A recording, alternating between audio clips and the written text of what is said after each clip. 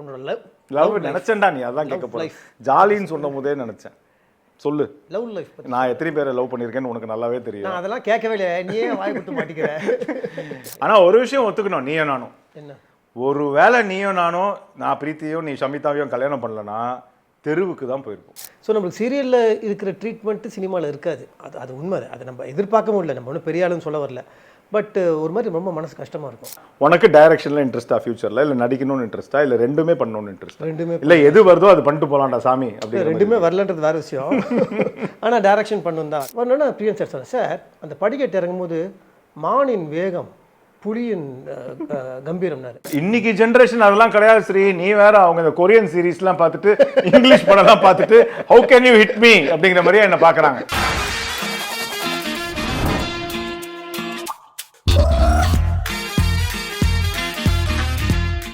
இப்போ நான் ஓப்பனாகவே நான் வந்து இது ஒரு ஆப்பர்ச்சுனிட்டியாக யூஸ் பண்ணிக்கிறேன். சரியா?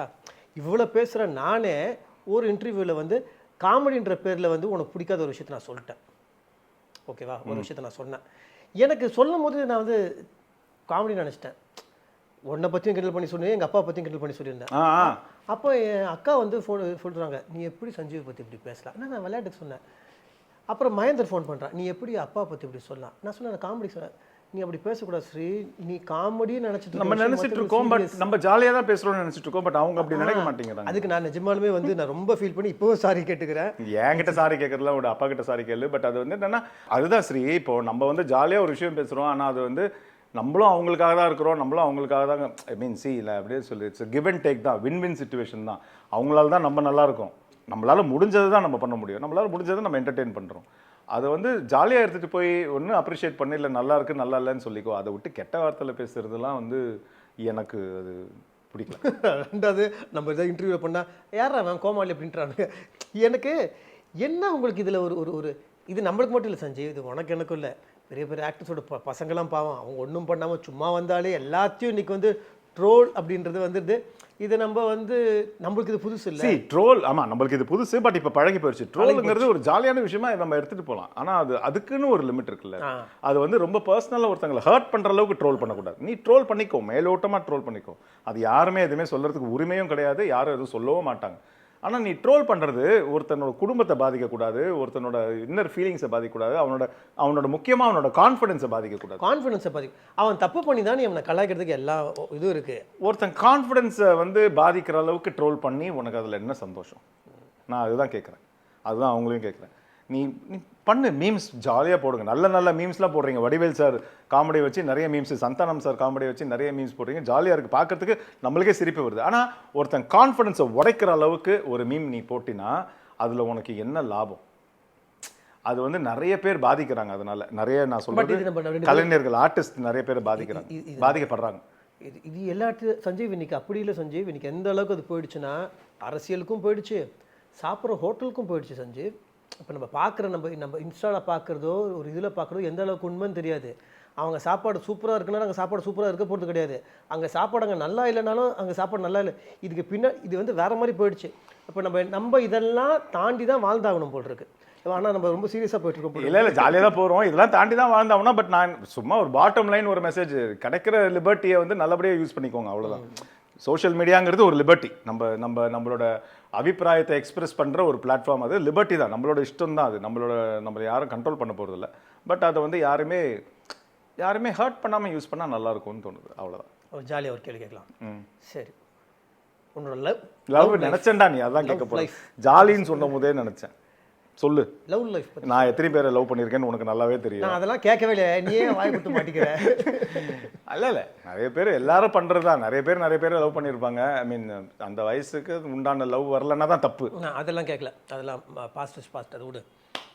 இப்போ ஒரு பார்க்கும்போது சந்தோஷமாக இருக்குது சஞ்சீவ். அந்த ஃபோட்டோ ஆமாம், 2 குழந்தைங்க, அழகான குழந்தைங்க, அம்மா மாதிரி நினைக்கிறேன், அழகாக இருக்காங்க. ஸோ ஒரு சந்தோஷமான குடும்பம். இதுக்கு மேலே என்னடா இருக்குது நீ சொல்லு. இதுக்கு மேலே நமக்குள்ளே இவ்வளோ கவலைகள் இருந்தாலும், எவ்வளோ பிரச்சனை இருந்தாலும், இது ஒரு சந்தோஷம் இருக்கு இல்லையா? ஓகேவா? அதுதான்.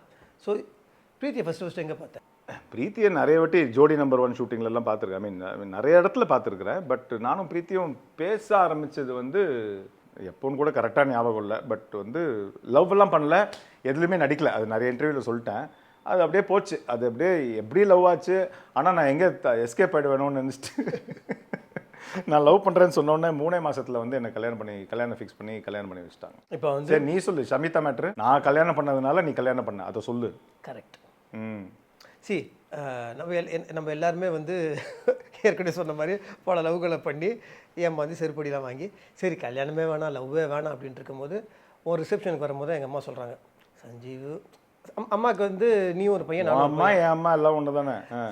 நல்லா ஞாபகம் இருக்குது. சஞ்சீவுக்கு இது எனக்கு தெரியும்டா, அவங்களுக்கு சொல்லு. சஞ்சீவுக்கு கல்யாணம் ஆகிடுச்சு, இப்போ நீயும் கல்யாணம் பண்ணாதானடா அப்படின்னும் போது இல்லை வேணாம் அப்படின்ட்டு நான் வந்து நம்ம ஒரு டிப்ரெஷனில் இருக்கிறோம், உடம்புலாம் இழைச்சி போய் லவ் ஃபெயிலியரில். அப்போது ஷூட்டிங் ஸ்பாட்டு அந்த சீரியலில் நீ நடிக்க வேண்டியவன், சிவசக்தியில் ஆக்சுவலாக நீ நடிக்க வேண்டியவன். இல்லை நானும் நடித்தேன். அப்புறம் என்ன ஃபஸ்ட்டு நான் பண்ண வேண்டிய நீ பண்ண வேண்டிய ரோல் நான் பண்ண வேண்டியது. நீ வந்து வேறு டேட்டில் இருந்தனால அந்த மாதிரி நிறைய ரோல் நீயும் நானும் மாற்றி பண்ணியிருக்கோம். ஓகே, அந்த அவங்க சொல்கிறாங்க ஃபஸ்ட்டு டே ஷமிதா தான் ஹீரோயின், அவங்களுக்கு ஒரு ஹாய் சொல்லுங்கள் அப்படின்னா. ஏன் ஹாய் சொல்லணும் அப்படின்னு. இல்லை பாண்டவர் பூமி ஹீரோயின் இருந்துட்டு போட்டுங்க, நான் எதுக்கு இங்கே போய் ஹாய் சொல்லணும்.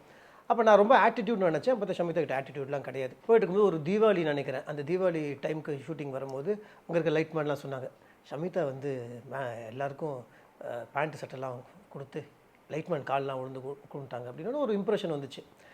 அப்புறம் ஒரு நாள் ஷூட்டிங்க்கு வந்து எங்கேயுமே இடம் இல்லாதனால ஒரே இதில் தங்க வேண்டியதாக இருந்துச்சு, ஷார்ட் கேப்பில் ஒரே ரூமில் தான் மேக்கப் ரூம்.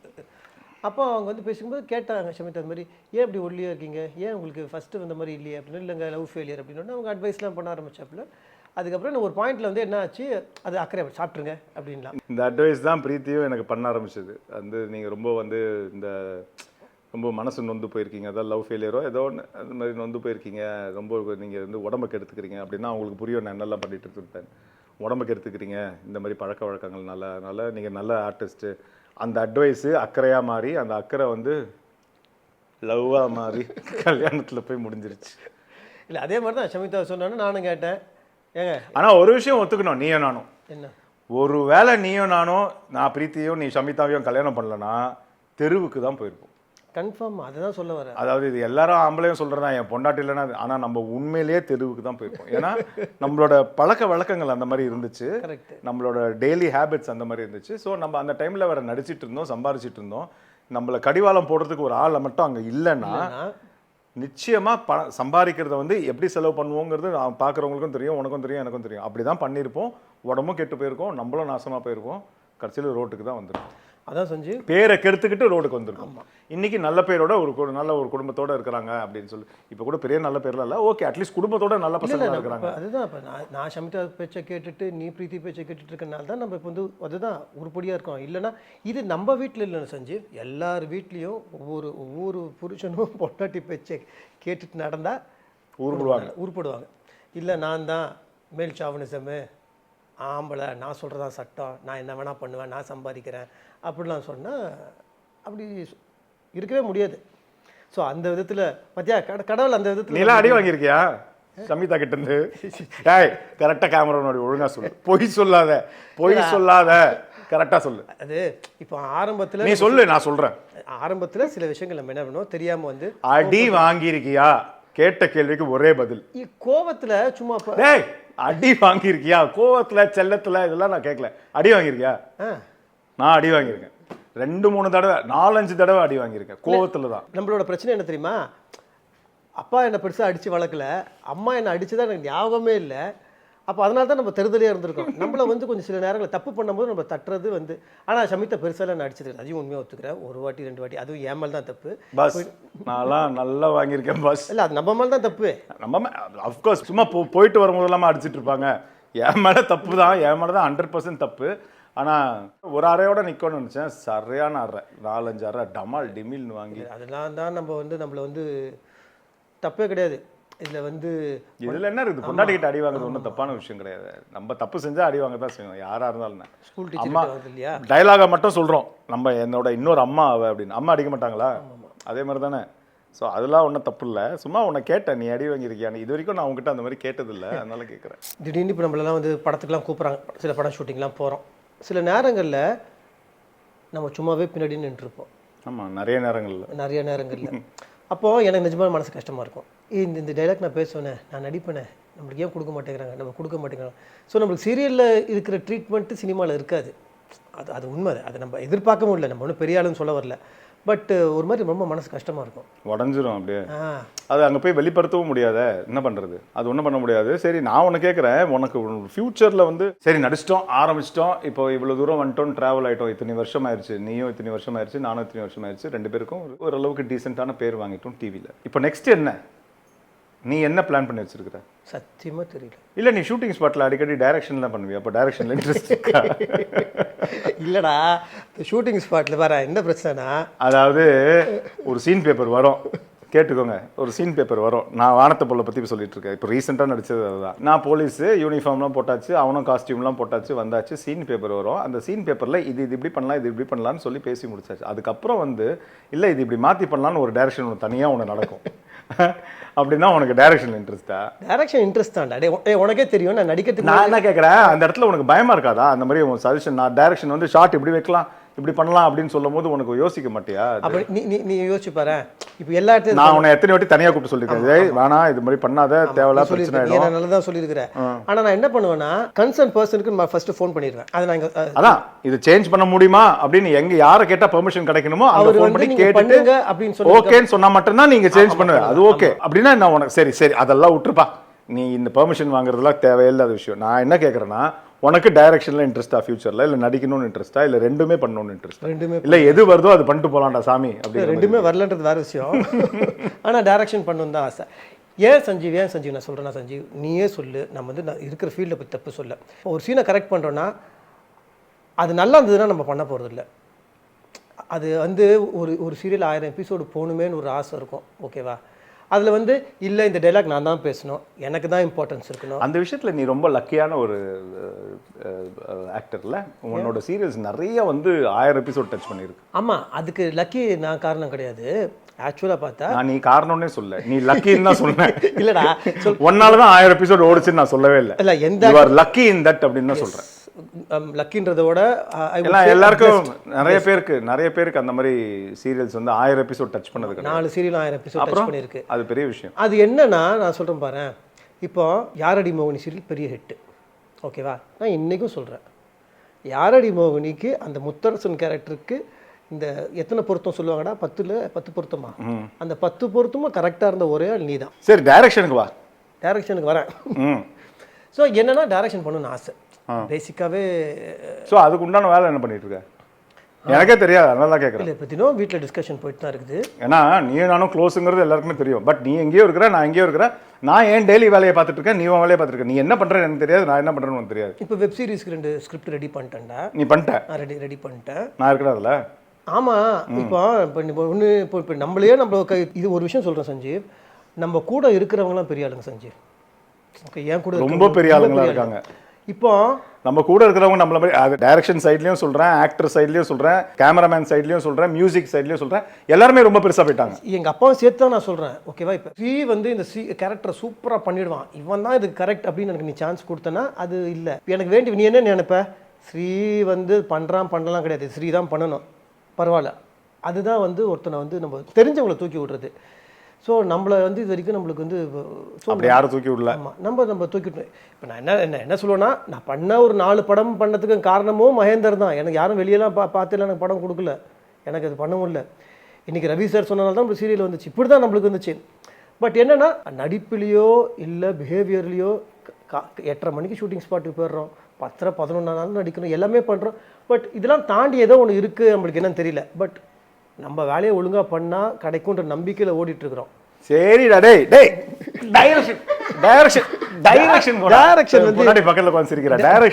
டைரக்ஷன் வந்து இன்ட்ரெஸ்ட் இருக்குடா, அதனால தான் சொல்கிறேன். அப்போ 2 ஸ்கிரிப்ட் இப்போ பண்ணியிருக்கு, நம்மளை வச்சு தான் பண்ணியிருக்குது. ஸோ அது கரெக்டாக பிச் பண்ணி கரெக்டாக ஒரு ப்ரொடியூசர் வந்தால் அந்த வேலை நடந்துடும். அது போயிட்டு தான் இருக்குது. சூப்பர். ஸோ கூடிய சீக்கிரம் அப்போ உன்னோட டைரக்ஷனில் நடிக்கணும்.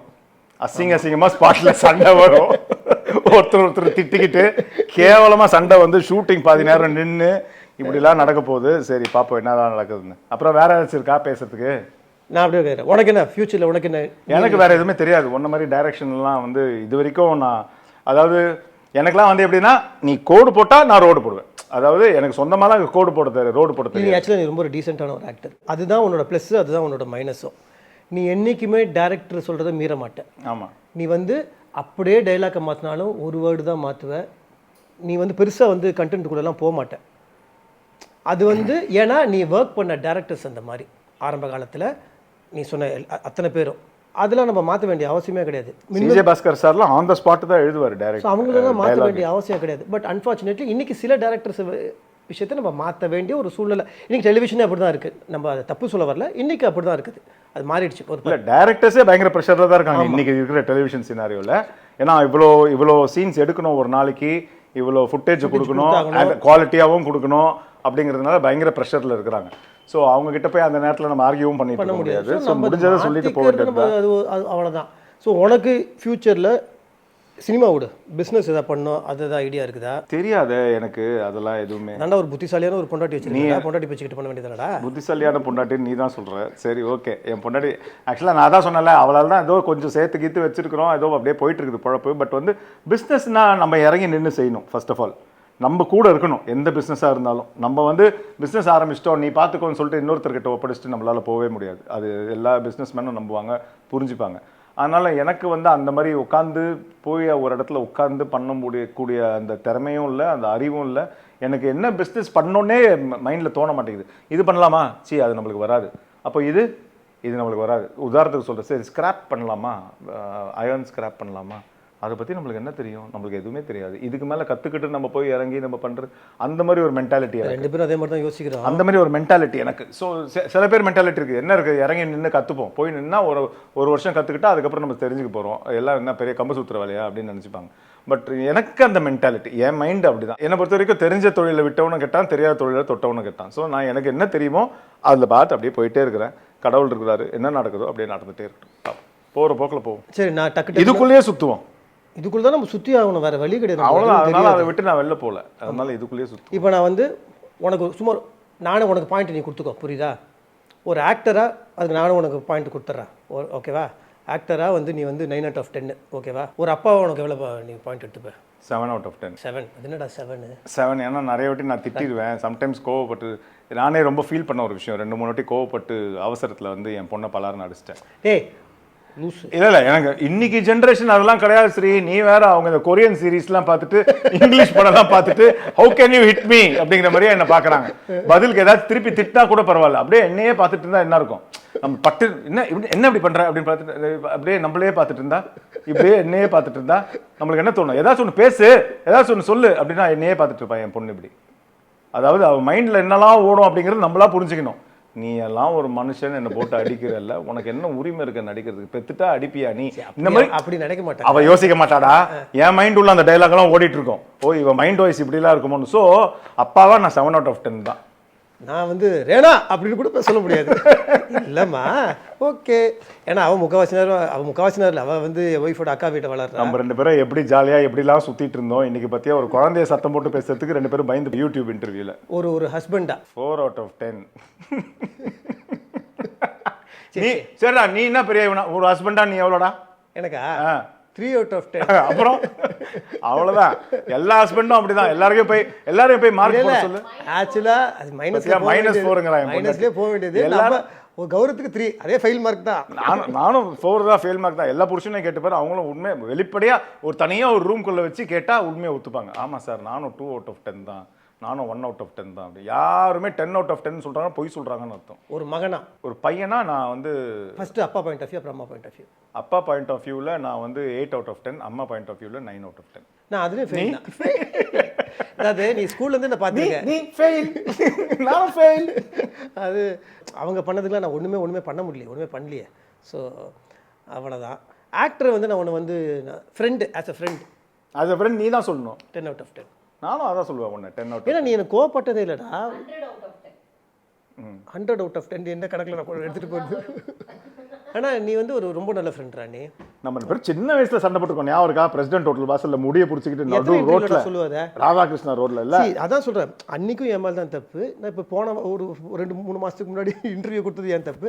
ஏன்னா உன் இடத்துல நான் இருந்தால் நான் ரொம்ப நான் கோவமாக இருக்கும்போது 2 பேர் தான் என்கிட்ட பேச முடியும். ஒன்று மகேந்தர், இன்னொன்று நீங்கள் 2 பேர் தான்.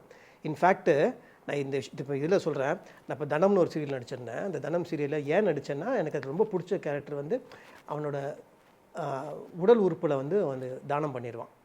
ஸோ அதை நீ நிஜ லைஃப்லேயே செஞ்சுருக்கல? நிஜ லைஃப்பில் செஞ்சது உனக்கு தெரியும். அந்த கார்டு என்கிட்ட தான் இருக்குது. அந்த கார்டில் நான் 2 நம்பர்லாம் எழுதி வச்சுருக்கேன். சப்போஸ் எனக்கு நாளைக்கு வந்து நான் பிரெயின் டெட் ஆனேன்னா, எனக்கு வந்து பிரெயின் இல்லைன்னு வச்சுக்கோ, பிரெயின் டெட் ஆனேன்னா 2 நம்பர் தான். அதுதான் சொல்ல வந்த, பிரெயின் இருந்தால் தான் டெட் ஆகும். நான் சொல்லிட்டேன். அதில் என்ன நம்பர் போட்டிருக்கேன்னா ஓன் நம்பர் மகேந்தர் நம்பர் தான் இருக்கும். இது எப்போவோ நான் பண்ணது. ஸோ ஒரு முழுசாக இவனை நம்பலாம். அன்றைக்கி நான் கூட சொல்லுவேன், நான் கூட சஞ்சீவ் திடீர்னு கோவப்பட்டு திட்டிடுவேன். ஆனால் சஞ்சீவ் வந்து என்னை வரைக்கும் என்னை திட்டினதான் நான் பார்த்ததே கிடையாது. அவன் என்னை பற்றி நெகட்டிவாக சொன்னதே எனக்கு தெரியாது. உன் அளவுக்கு நம்ம ஆக்டிங் கற்றுக்கிட்டதே உங்ககிட்ட தான் சொல்லி நம்ம கற்றுப்போம், அதெல்லாம் பண்ணிட்டு இருந்தோம். நான் என்னமோ நம்ம எல்லாருமே அந்த டிவி கண்ணாடியை பார்த்து கற்றுக்கிட்டோம், அவ்வளோதான். அதுதான் சொல்ல வரேன். அதுவும் உங்ககிட்ட தானே கற்றுக்கிட்டேன். மாலிங்கபுரம் வீட்டில் சஞ்சீவ் இது எப்படி சஞ்சீவ் பண்ணுவேன், இது எப்படி சஞ்சீவ் பண்ணுறது, இது எப்படி சஞ்சீவ் பண்ணுறது, இப்படி பண்ணுறது, அப்படி தான். பட் நம்ம டெலிவிஷனில் பொறுத்த வரைக்கும் ஒரு சூப்பர் ஆக்டர் பேர் சொல்கிறா அப்படின்னா அது வந்து உனக்காகவோ இந்த இன்டர்வியூக்காகலாம் சொல்லலை, ஓகேவா? இது நாமளே வந்து தற்பெருமைக்காக பண்ணுறதில்ல. சீரியல் நடிக்கிறது ரொம்ப ரொம்ப கஷ்டமான விஷயம், ரொம்ப ரொம்ப கஷ்டமான விஷயம். அதில் வந்து உன் பக்கத்தில் நான் யாரையுமே வச்சு பார்க்க முடியல. அதான் நீ சொன்ன மாதிரி தான் கிடைச்ச டேரக்டர்ஸ் அந்த மாதிரி அந்த நேரத்தில். ஆமாம். பட் இந்த கொஸ்டின் உனக்கு பிடிக்காம கூட போகலாம். அப்படி இருக்கும்போது உன் ஆக்டிங்கை சில இந்த சாயல் இருக்குது அந்த சாயல் அப்படின்னு சொல்லிட்டு உனக்கு கோவம் வருமா, வருத்தமாக இருக்குமா? வருத்தமாக தான் இருக்கும்.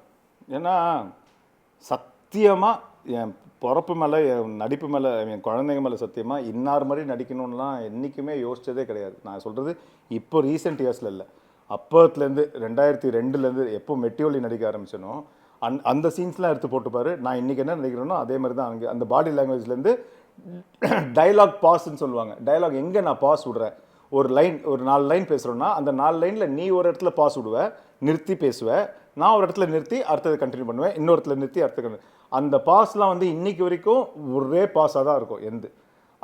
ஆக்டிங் வேணால் மாறி இருக்கலாம், கொஞ்சம் கூட வந்த டைரக்டர்ஸ்னால இப்படி மாற்றிக்கோங்கன்னு சொன்னதுனால இம்ப்ரோவைஸ் ஆகிருக்கலாமே தவிர என்னோடய பாஸு, என்னோடய பாடி லாங்குவேஜ் எல்லாமே ஒரே விஷயம்தான். ஒரு பாடி லாங்குவேஜை மட்டும் திருமதி செல்வமில் குமரன் சார் மாற்றினார். அதாவது அடிக்கடி நிற்கும் போது திருமதி செல்வமுக்கு முன் அப்படின்னு பார்த்தீங்கன்னா சும்மா நிற்கும் போது ஃப்ரேமில் என்ன பண்ணுறதுன்னு தெரியாமல் இடுப்பில் கை வச்சுட்டு நிற்பேன், இப்படி கை வச்சுட்டு நிற்பேன். இப்படி எல்லாருமே நிறைய பேர் இன்றைக்கி அதை பண்ணுவாங்க. நானும் பண்ணிட்டு தான் இருக்கேன், என்ன சொல்கிறேன். குமரன் சார் தான் மாற்றினார். இதே என்னங்க இடுப்பில் கை வச்சுட்டு இருக்கீங்க, எதுக்கு சும்மா ஒருத்தர் நிற்கும் போது இடுப்பில் கை வைப்பானா, ஏன்னா உங்களுக்கு இடுப்பில் ப்ராப்ளமா உங்களுக்கு?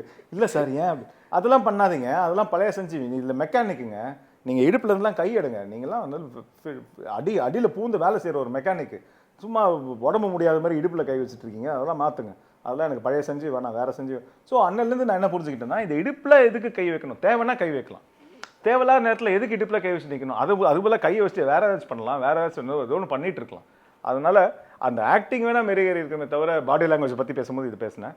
என் பாஸ்லாம் பார்த்தீங்கன்னா அன்னிலேருந்து இன்றைக்கி வரைக்கும் ஒன்று தான். ஸோ இன்னார் மாதிரி பண்ணுறோம் அன்னார் மாதிரி பண்ணுறோன்னா நான் ஏற்கனவே சொன்னது தான். ஒரு டிவியில் ஒரு நாளைக்கு 10 சீன் நடிக்கிறோம், 9 சீன் 10 சீன் நடிக்கிறோம். ஒவ்வொரு சீனும் ஒரு இமோஷனில் இருக்கும். இது இப்போவாது பரவாயில்ல, ஒரு ஹீரோனா ஒரு சீரியல் தான் ஒரு டைமில் பண்ண முடியும்னு இருக்குது. அந்த டைம்லாம் அப்படி இல்லை. நான் காலையிலேருந்து மத்தியானம் வரைக்கும் ஒரு ஷூட்டிங் போவேன், மத்தியானத்துக்கு மேலே திருமதி செல்வம் ஷூட்டிங் போவேன், அடுத்த நாள் காலையில் வேற ஒரு ஷூட்டிங் போயிட்டு இருப்பேன். ஸோ ஒரு கேரக்டரும் பண்ணும்போது வேற மாதிரி இருக்கும். ஸோ அந்த வேற மாதிரி இருக்கும்போது நம்ம அந்த நேரத்தில் வந்து நம்ம யாரை பற்றியுமே யோசிக்க முடியாது. முடிச்சு கொடுத்துட்டு அடுத்ததுக்கு ஓடனா போதும் அப்படிங்கிற மாதிரி தான் இருக்குமே தவிர, ஸோ அன்னிலேருந்து இன்னைக்கு வரைக்கும் யார் மாதிரியே பண்ணணும்லாம் நினச்சதில்ல. அப்படி சொல்லும் போது கொஞ்சம் வருத்தமாக இருக்கும். அதாவது கஷ்டத்தில் ஒரு சந்தோஷம் என்னென்னா, நம்மளை யாரோட கம்பேர் பண்ணுறாங்களோ அவங்கள ஒன்றும் ஒரு சாதாரண மனுஷனோட கம்பேர் பண்ணல, எங்கேயோ இருக்கிற ஒருத்தரோட தான் கம்பேர் பண்ணுறாங்க. ஸோ அந்த விதத்தில் வந்து சரி ஓகே பண்ணிக்கோங்க. நம்ம சொல்லி போய் ஒவ்வொருத்தர்கிட்டையாக சொல்ல முடியும் இந்த விஷயத்த. இல்லைங்க எனக்கு டைம் கிடைக்காதுங்க, அதெல்லாம் யோசிக்க முடியாதுங்க. இப்போ அம்மா செத்துட்டாங்க அழணும்னா நான் எனக்கு என்ன தோணுதோ அதான் அழ போகிறேன். நீ அழறது வந்து அங்கே மாதிரியே இருக்குது, அவரை மாதிரியே இருக்குது, இவரை மாதிரியே இருக்குது, அதெல்லாம் ஒன்றுமே நான் பண்ண முடியாது. ஒன்று நம்ம எல்லாத்தையும் தான் அப்படி சொல்கிறாங்க, ஒன்று மட்டும் இல்லை. இதில் என்ன தெரியுமா பிரச்சனை, இங்கே எல்லாருமே பேஸாக, எல்லாருமே டிவி சினிமா எல்லாத்தையும் எடுத்துக்கோ, எல்லாருமே பேஸாக ஒரு இடத்துலேருந்து தான் வருவோம். அது அந்த ரூட் வந்து எங்கேயோ யாரோ போட்டு போயிட்டாங்க. அது நடிகர் திலகமாக இருக்கட்டும், இல்லை அதான் பத்மஸ்ரீயா யாரை வேணாலும் இருக்கட்டும், யாரோ ஒருத்தங்க அந்த ரூட்டை போட்டு போயிட்டாங்க. அதோட பாதிப்பு இப்போ ஆதாமா நீவிலேருந்து தான் நம்ம எல்லாரும் வந்தோம் அப்படிங்கிறாங்கல்ல, அந்த மாதிரி தான் இந்த கதை. ஆனால் ரெண்டாவது ஒன்று இது வந்து ஸ்டூப்பிடா. அப்போ ஆடம் நீவிலேருந்து தான் நீ வந்துன்னா நீயும் பொண்டாட்டி பிரீத்தியும் அக்கா தம்பி, ஐ மீன் அண்ணன் தங்கச்சி, அவங்க கேட்காத நீயாவே கேட்டுக்காத கேட்பாங்கல்ல. இப்போ லாஜிக்கா பார்த்தா அப்படிதானே கேட்கணும். ஆடம் அண்ட் ஈவ்ல தான் நீ வந்தனா அப்புறம் என்னடா நீ உன் பொண்டாட்டியும் வந்து அண்ணன் தங்கச்சி தானே, அப்புறம் நீ எப்படி அவன் பொண்டாட்டியை கல்யாணம் பண்ண, எப்படி குழந்தை பெத்தன்னு கேட்பாங்கல்ல. ஸோ அந்த மாதிரி தான் இது. நடிப்புங்கிறது பேஸ் எங்கேயோ ஒருத்தவங்க யாரோ போட்டாங்க, அதுல இருந்து நம்ம எல்லாம் வரும். ஸோ நீ அந்த சாயல் இருக்கு இந்த சாயல் இருக்குன்னா சந்தோஷம். இன்னைக்கு இருக்கிற ட்ரோலிங்கோ இன்னைக்கு இருக்க கம்பேரிசனோ நம்ம ஒண்ணுமே பண்ண முடியாதுன்றது தெரிஞ்சிச்சு. அது ஸ்ரீ சஞ்சீவுக்கு மட்டும் கிடையாது, இன்னைக்கு யாரா இருந்தாலும் சரி. அதுதான் சொல்றேன். ஸோ அதெல்லாம் வந்து வருத்தமாகவும் இருக்கும். சரி ஓகே இவரோட தானே நம்மளை கம்பேர் பண்றாங்க அப்படின்னு நினைக்கும்போது ஓகே தான். நம்ம சிரிக்கிற விஷயம் நம்ம இது வந்து சிரிச்சுட்டு போகிறது பெட்டர்னு தோண ஆரம்பிச்சிருச்சு எனக்கு. ஏன்னா ஒரு படம் ஓடலைன்னா எப்பேற்பட்ட ஒரு நடிகனாக இருந்தாலும் ட்ரோல் பண்ணிடுறானுங்க. யாரோட ஒரு நல்ல நடிகரோட பையனாக இருந்தாலும் எது பண்ணாலும் இன்னைக்கு நடந்தால் தப்பு, சுவீங்கம் போட்டால் தப்பு, பேசுனா தப்பு, எது தப்பு எது ரைட்டுன்னு நம்ம டிசைட் பண்ண முடியல. நம்ம வாழ்க்கை நம்ம இப்படி தான் நடக்கணும், நீ இப்படி தான் பேசணும், நீ இப்படி தான் ஆக்ட் பண்ணணும் அப்படின்ட்டு ஒரு கும்பல் வந்து அவங்க பண்ணுறதை நம்ம பண்ணிகிட்டு இருக்க முடியாது. ஸோ என்னென்னா இந்த மறுபடியும் இந்த இன்டர்வியூ நான் யூஸ் பண்ணிக்கிறேன். மற்றவங்க கிண்டல் பண்ணுற நேரத்தில் நானே வந்து காமெடின்ற பேரில் வந்து நானே உன்னை கம்பேர் பண்ணி பேசினேன்ல. சரிடா அதை விட்றா. ஸோ அதுதான் அந்த கம்பேர் பண்ணி பேசும்போது அதான் சொல்கிறேன்ல, வருத்தமாக தான் இருக்கும். ஏன்னா உண்மை என்னன்னு எனக்கு தெரியும். உண்மை என்னன்னு நீங்கள் யாரோட வேணாலும் கம்பேர் பண்ணுறீங்களோ அவங்களுக்கும் எல்லாமே தெரியும். யாரும் யார் மாதிரியுமே இங்கே பண்ணல. பட் என்னன்னா அதோட பாதிப்பு வேணா இருக்கலாம், அதோட சாயல் வேணா இருக்குதுன்னு நீங்கள் சொல்கிறீங்கன்னா அதுக்கும் வந்து நீங்கள் யாரோடையோ சும்மா குப்பையாக இருக்கிறவங்களோட கம்பேர் பண்ணாமல் எங்கேயோ கோபுரத்தில் இருக்கிறவங்க மேலே தான் சேர்ந்து கம்பேர் பண்ணுறாங்க. அதனால அது வரைக்கும் சந்தோஷம் அப்படின்னு நினச்சிட்டு விட்டுருங்க. சரி சஞ்சீவ், மறுபடியும் வந்து நான் சொல்கிறேன், இந்த கெட்டப் நல்லா இருக்கு, ட்ரை பண்ணுவோம். இந்த பாரு நம்ம எல்லாமே ஒரு ஷூட்டிங் போகிற வரைக்கும் இந்த கெட்டப் ஷூட்டிங் போய் டைரக்டர் தான் முடிவு பண்ணணும். தாடி ஓகே அப்படின்றாருன்னா தாடி வேணாங்க எடுத்துடலாம் அப்படின்னாருன்னா எடுத்துட வேண்டியது தான். அவ்வளோதான், என்ன சொல்கிறாரோ அதுதான். ஜிம்முக்கு போகிற எல்லாமே ஃபிட்டாக இருக்கிற, இன்றைக்கும் ட்ரை பண்ணிட்டுருக்குறோம், இன்றைக்கி எல்லாமே. ஸோ நம்ம செய்ய வேண்டியது நம்ம செஞ்சுட்டே இருக்கிறவங்க கொடுக்கணும். எல்லாத்துக்கும் மேலே கடவுள் இருக்கு. டு கன்க்ளூட் நான் என்ன சொல்ல வரேன்னா, கடவுள் வந்து எல்லாத்துக்கும் எல்லாமே கொடுத்துட மாட்டார். நம்ம நினச்ச மாதிரி நம்ம சினிமாவில் பெருசாக வர முடியல, நம்ம நினச்ச மாதிரி பெருசாக இல்லை. ஆனால் நிஜமாலுமே டச்வுட் பிளெஸ்டு, ஒரு நல்ல மனைவி, 2 அழகான குழந்தைங்க, ஒரு அழகான வீடு, ஒரு அழகான குடும்பம். இது மட்டும் இல்லாம நம்ம எங்க காலை வச்சோமோ அங்க நம்மளை தூக்கி தான் நிறுத்தினார். டிவில கால் வச்சல் நம்ம டிவி மேல காலை வச்சல, டிவி இண்டஸ்ட்ரிக்குள்ள காலை வச்சோம். ஸோ சீரியஸா பேசும்போது சீரியஸா பேசும்போது கோவம் வந்துடும். டிவி இடியட் டிவி இண்டஸ்ட்ரிக்குள்ள கால் எடுத்து வச்சோம். ஸோ அங்கே நம்மளை கடவுள் நல்லதாக உயர்த்திருக்கிறாரு. இப்போ அடுத்தது என்னென்ன, அதான் அந்த ரூல்லாம் உடஞ்சி இப்போ அந்த டேபுலாம் போய் இப்போ எல்லாருமே எல்லா கேரக்டரும் பண்ணலாம், சூட் ஆச்சுன்னா பண்ணலாம் அப்படிங்கிற மாதிரி வந்திருக்குது. இப்போ அடுத்தது என்னென்னு முயற்சி பண்ணுறோம். கடவுள் இருக்கிறாரு, அவங்க இருக்கிறாங்க, என்ன நடக்குதோ நடக்குது. ஸோ தேங்க்ஸ்ரா, தேங்க்ஸ்லாம் சொல்லக்கூடாது, ரொம்ப கேவலமாக இருக்குது. ஸோ இப்போ என்னென்னா, இப்போ வழக்கமாக நம்ம 2 பேரும் ஜாலியாக பேசுறது ஒரு கேமரா முன்னாடி பேசிட்டோம். முடிஞ்சிருச்சு. அடுத்த எபிசோடில் உன் பாஸோட இன்டர்வியூ எடுத்துட்டு, என் பாஸ்னா வேற யார், பிரீத்தி தான். Okay right. ஸோ நீ சொன்னது எந்த அளவுக்கு உண்மைன்றது நாங்கள் செக் பண்ணிக்கிறேன். ஓகே டன், தேங்க்யூ, பாய், டாடா.